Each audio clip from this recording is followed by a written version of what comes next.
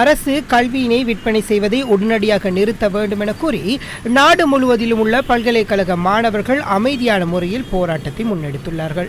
குறித்த போராட்டத்தை கொழும்பு, டவுன்ஹால், கண்டி, காலி, ரத்தினபுரி மற்றும் குளியாப்பிட்டி ஆகிய இடங்களில் இன்று அமைதியான முறையில் தமது போராட்டத்தை நடத்துகின்றனர். கருப்பு கொடியேந்தி போராட்டத்தில் ஈடுபட்ட மாணவர்கள் மக்களுக்கு தெளிவூட்டும் வகையில் துண்டு பிரசுரங்களையும் வழங்கினர்.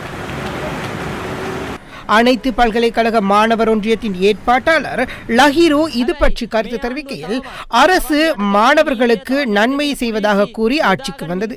ஆனால் தற்பொழுது மாணவர்களின் தேவைகளை பூர்த்தி செய்யாமல் மஹிந்த ராஜபக்ஷவின் ஊழல்களை கண்டறியும் முனைப்பிலேயே செயற்படுவதாகவும் இதுவரையில் எதையும் கண்டுபிடிக்கவும் இல்லையும் என குற்றம் சுமத்தினார். கற்கும் மாணவர்களில் எதிர்காலம் தொடர்பில் பல பிரச்சினைகள் காணப்படுகின்றன. ஆனால் அரசு இது பற்றி எந்த தீர்வும் எடுக்காமல் உள்ளதாக தெரிவித்தார். இந்த ஆர்ப்பாட்டமானது வீதியை இடைமறிக்காமல் மக்களுக்கும் போக்குவரத்திற்கும் எந்த தடங்களும் இல்லாமல் அமைதியாக மேற்கொள்ளப்பட்டது.